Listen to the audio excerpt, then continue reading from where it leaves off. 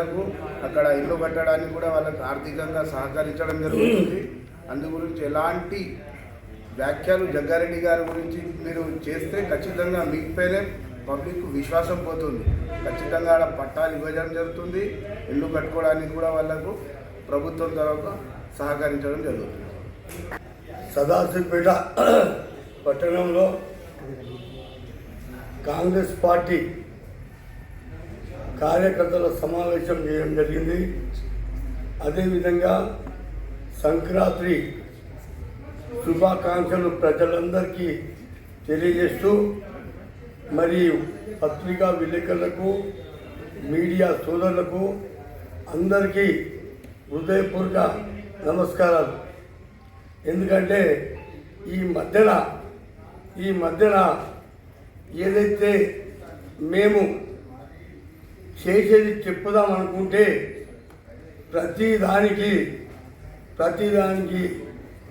అడ్డుపడుతున్నటువంటి ఈ యొక్క స్థానిక ఎమ్మెల్యే చింత ప్రభాకర్ గారు. అయ్యా ప్రభాకర్ గారు, చాలా సంతోషం. గత 10 సంవత్సరాలు మీరు చేసినటువంటి దానికి ఎప్పుడు మా కార్యకర్తలు కానీ, మా నాయకుడు తూర్పు జయప్రకాష్ రెడ్డి కానీ, మా నాయకురాలు నిర్మలా జయప్రకాష్ రెడ్డి గారు కానీ అడ్డు చెప్పలేదు. మేము అడ్డుకుంటామంటే మా నాయకుడు వద్దని చెప్పడం జరిగింది. మేము ఇప్పుడు కాంగ్రెస్ పార్టీ నాయకత్వంలో, సీఎం రేవంత్ రెడ్డి గారి నాయకత్వంలో, మన జిల్లా మంత్రివర్యులు దామోదర్ రాజనరసింహ గారి నాయకత్వంలో, మన జగ్గారెడ్డి నాయకత్వంలో, నిర్మల జగ్గారెడ్డి నాయకత్వంలో పనిచేయడం జరుగుతుంది. ప్రజలారా మీరు గమనించాలి. ప్రభాకర్ 10 సంవత్సరాలు రూలింగ్లో ఉంటే సదాశివపేట పట్టణ ప్రజలకు వర్గపెట్టింది ఏమన్నా ఉన్నదంటే ఒకటి వచ్చినటువంటి ప్రభుత్వ ఆసుపత్రిని, వచ్చినటువంటి ప్రభుత్వ హాస్పిటల్ సిద్ధత్వంలో కట్టి చాలా మంచి పని చేసిన. ఎందుకంటే పోనీకే 100 రానికే 100. అయ్యా ప్రభాకర్ గారు, ఈ కళ్ళు కబోత్మైన వానుగిన అదే సదాశివపేట పట్టణంలో కట్టినుంటే పేద ప్రజలకు ఎంత సహాయపడేది. మరి రావణికి 100 పోనీకి 100 అంటే పేద ప్రజలు మొత్తం ఇక్కడే చూసుకుంటున్నారు. మరి నువ్వు చేసింది ఏం చెప్పని లేదు, ఇదేనా గుర్తున్నా చెప్పు సదాశివపేట ప్రజలకు. గతంలో కందుకము కాంగ్రెస్ ప్రభుత్వం చేసిన తర్వాత 5 కోట్ల నిధులుంటే మళ్ళీ మొన్న జగ్గారెడ్డి గారు వచ్చి అదే నిధులతోటి ప్రారంభించడం జరిగింది. దానికి కౌంటర్ ఇస్తున్నారు. మీరు చేసి చెప్పండి. నిన్ననే ఎమ్మెల్యే గారు మాట్లాడడం జరిగింది. జగ్గారెడ్డి గారు ఆంబోతో అని, ఆంబోతు మిస్టర్ ప్రభాకర్, గ్రామాలలో వదిలిపెట్టిన పోతుంటుంది, అది ఎక్కది ఇంకోటి ఎక్కడియదు. అదేవిధంగా నువ్వు తయారైన నువ్వు వాసనలతో తప్ప కూర్చుంటావు. తప్పది మేము చేస్తున్నాం పేద ప్రజల కోసం. తప్పకుండా ఈ పట్టా సర్టిఫికెట్లు అనేవి ప్రభుత్వ పరంగా మా దామోదర్ నాయకత్వంలో, జగ్గారెడ్డి నాయకత్వంలో, మన నిర్మల జగన్ నాయకత్వంలో తప్పకుండా ఈ యొక్క 6 మాసాల్లో కూడా ఇవ్వడం జరుగుతుంది. అప్పుడు దానికి నువ్వు రిజైన్ చేస్తావా? నీ ఎమ్మెల్యే పదవికి రిజైన్ చేస్తావా? చెప్పాలని మనం చెప్తున్నా. నీ పక్కన మాట్లాడేటటువంటి నాయకులు సిగ్గు శరం ఉండాలి. National party Congress party MLC ticket ఇచ్చింది. శివరాజ్ మర్చిపోయినావా? అమ్ముకున్నావు, ప్రజలకు తెలియదా? నువ్వు జగ్గారెడ్డి కామెంట్ చేస్తావు. నువ్వు జగ్గారెడ్డి గురించి అదే రోజు నీ ఇంటి మీదకి కార్యకర్తలు వస్తా అంటే నేను అడ్డుకున్నా. గుర్తుపెట్టుకో. ఏం నీకు ఎట్లా కడుతుంది జగ్గారెడ్డి అంటే? ఏం మర్యాద లేదా? ప్రతి పార్టీ తిరిగినావు. నువ్వు అన్నతోటి కవిత దగ్గర తిరిగనిగా కారు లేదు, నేను ఇచ్చినని చెప్పినావు. కవితకు విలేకరులు గుర్తుంచుకోవాలి ఇది. ఎందుకంటే ఆయన పెద్ద లీడర్ శివరాజ్ పాటిల్. అమిత్ షా తెలుసు ఆయనకు, ప్రధానమంత్రి తెలుసు, చంద్రబాబు తెలుసు, లాడెన్ తెలుసు, అందరూ తెలుసు ఆయనకు. రేవంత్ రెడ్డి క్లాస్మేట్ ఆయనకు. అది చంద్రబాబు నాయుడు దాచాడు. పట్టణ పెద్దలందరికీ సంక్రాంతి శుభాకాంక్షలు తెలియజేస్తూ, అయితే ఏదైతే ఉందో ఈ ప్లాట్ల గురించి నిన్న మాట్లాడిన పెద్ద మనిషి కల్లపల్లి శివరాజ్ గారు ఏమన్నారంటే ఇదంతా సినిమా, ఇదంతా షో చేస్తున్నారు అంటున్నారు. అంటే నిరుపేదలకు ప్లాట్లు ఇవ్వడం వాళ్ళకి షో అనిపిస్తున్నట్లేదు. మరి మాకు తెలియదు. మరి మేమైతే నిజంగా కూడా అప్పట్లో జగ్గారెడ్డి గారు మరి ఇంకోటి ఆయన మర్చిపోయినట్టున్నాడు. అప్పుడు కూడా ఆయన పెద్ద మనిషి కాంగ్రెస్లో ఉండే అప్పుడు. అది మరి మర్చిపోయినా ఈ సంగతి తెలియదు. మరి ఇప్పుడు ఇవే ఏదైతే సినిమా స్టోరీలు చెప్పాడు కదా నిన్న, అంటే అప్పుడు సోయలేదు ఆయన పెద్ద మనిషి. ఇవే సలహాలు అప్పుడు ఇవ్వచ్చు కదా జగ్గారెడ్డి గారికి. అదొకటి. సరే సరే జగ్గారెడ్డి గారు పట్టాలు ఇచ్చిర్రు, కబ్జా చేయలేరు అంటారు కదా. మరి మీరేం చేసిర్రు? 10 సంవత్సరాలు అయితే మీరు ఉన్నారు కదా అధికారంలో. ఎమ్మెల్యే కూడా ప్రభాకర్ ఉన్నాడు కదా. నిరుపేద ప్రజలకు ప్లాటింగ్ చేసి మంచిగా లేఅవుట్ చేసి ఇవ్వచ్చు కదా. ఎవరైనా వద్దన్నారా? జగ్గారెడ్డి గారు కూడా అడ్డుకున్నారు కదా అని. మరి కాంగ్రెస్ పార్టీ వాళ్ళు కూడా అడ్డుకున్నారా? ఎవరు అడ్డుకునేరే? మరి ఎన్నడూ కూడా అలా కాలు కూడా పెట్టకపోతుంది మీరు. కనీసం నిరుపేదలకు ప్లాట్ ఇద్దామని చెప్పేసి 10 సంవత్సరాలు టీఆర్ఎస్ గవర్నమెంట్కి ఒకసారన్న ఆలోచన వచ్చిందా? ఎందుకు రాలేదు? మేము పదే కూడా నేను ప్రాధాయపడ్డప్పుడు మా అమ్మ చైర్మన్ ఉండే, నేను వైస్ చైర్మన్ ఉండి నేను చాలాసార్లు అన్నాను.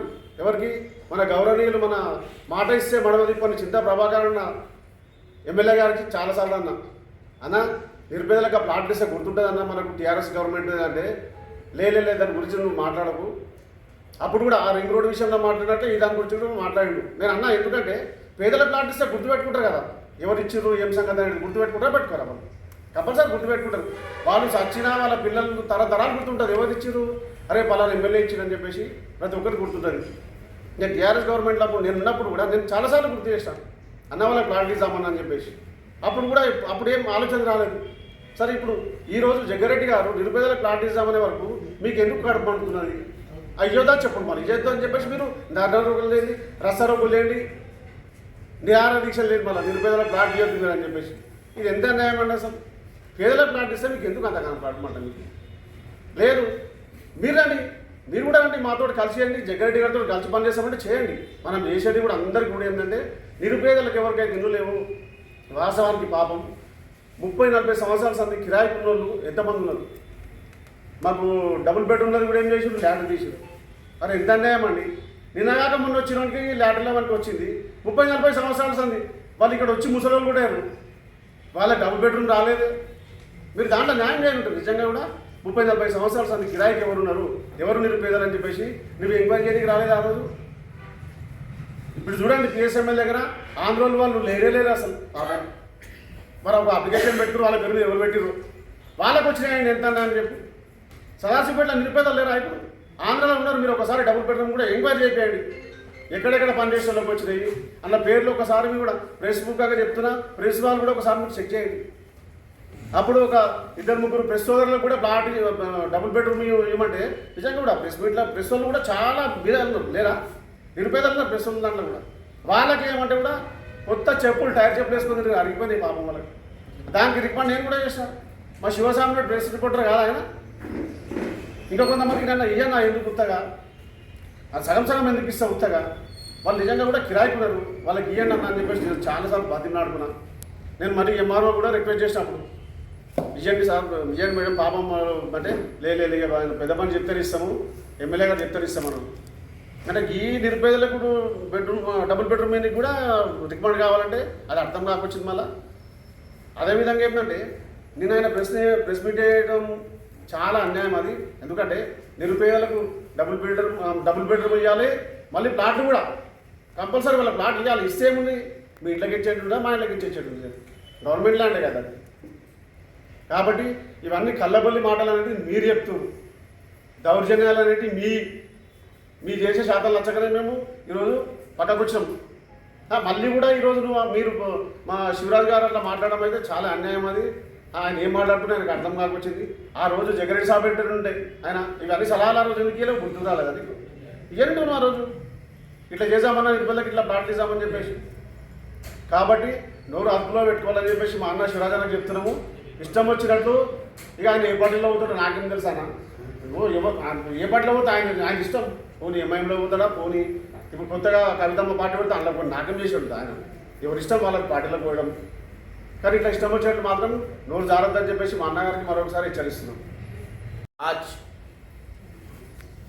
कल सदाशिवपेट में और तेलंगाना की आवाम से मैं मुबारकबाद पेश कर रहा हूँ। संक्रांति हमारे हिंदू भाइयों की संक्रांति है, संक्रांति की मुबारकबाद पेश कर रहा हूँ।